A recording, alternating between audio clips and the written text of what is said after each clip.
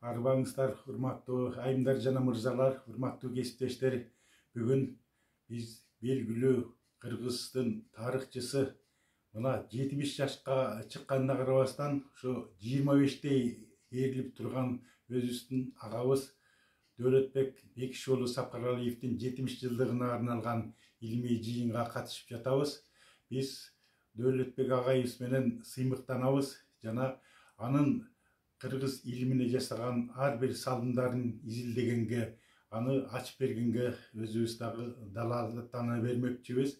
Албетте Кыргыз тарых илиминде биз үчүн өрнөктүү болгон инсандар көп болгон. Маселен, алгачкы жолу ошо араб тилин үйрөнүп, араб жазмаларын, фарсы жазмаларын үйрөнүп, Кыргыз тарыхын терең изилдеген Өмүркул Караев, андан кийин 1916 жылкы көтөрүлүштүн тарыхын калыс изилдеген Кушбек Үсөнбаев, ошондой эле фарс булактарын биздин көз алдыбызча ушундай татынакка алып чыккан биздин тарыхчы агайыбыз Анварбек Мокеев сыяктуу улуу көчтүн өкүлдөрүн андан ары уланткан 1980 жылдары жаш кыргыз тарыхчыларын ойготкон дал ушул Дөөлөтбек агайыбыз.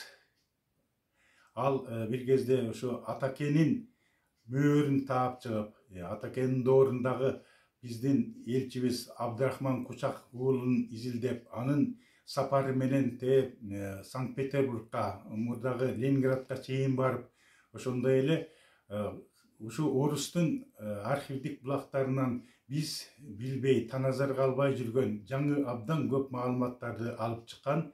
Маселен, алардын ичинен айтылбай жүргөндөрдүн бири мына Эдил, Волга боюна чейин барган кыргыздардын бир бөлүгү болгондугу, алардын айрымдары күчтөн ушундай христиан динини кабыл алдырганы сыяктуу кызыктуу маалыматтарды дал ушул Дөөлөт агай биринчи алып чыккан.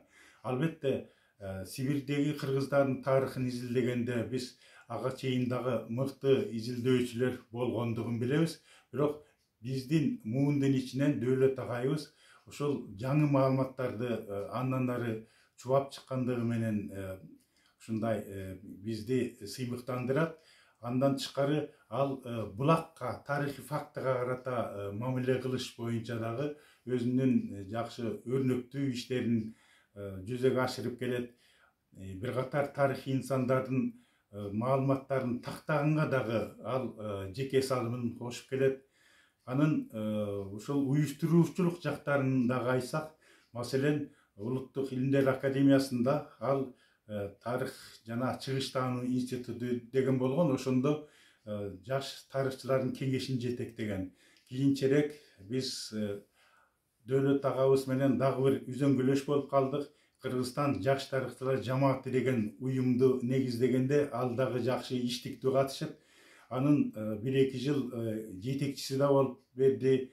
Анан кыргыз тарыхын жаңыча кароо боюнча эгемендик доорлогу алгачкы учурларда, жүрүмдөрдө ал дайыма иштиктүү катышты. Андан кийин дагы өзү иштеген бардык университеттерде тарых илимин өнүктүрүү боюнча, тарыхтын жаңы кадрларын таптоо боюнча ал ыраттуу салым кошуп келе жаткандыгын да айтышыбыз керек.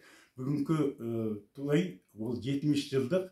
Бул агайыбыздын буга чейинки белесин бир таразалап караганга бизге жакшы бир шылтоо болуп турат. Менимче, агайыбыз 110 жашка чыксын, жаныбызда айке жеңебиз, урпактары болсун, жакшылыкты көрсүн. Бирок мындан ары дагы чыгармачыл жолун улантып, өзүнүн илимий мектебин андан ары түптөй берсин деп каалайбыз. Ал эми бул жыйындын ишине албан ийгиликтер каалайбыз. Карасаев атындагы Бишкек университетинде мындан аркы албан ийгиликтерди каалайбыз. Агайыбыздын үзөңгүлөштөрүнө, шакирттерине дагы бул мааракеге байланыштуу өзүнүн куттуктоо сөздөрүмдү айткым келет. Жалпы эл жерибизде жакшылык болсун, биздин жумуриятыбыз демократиялык жолдон тайбай андан ары өнүгө берсин. Сиздерге алкыш.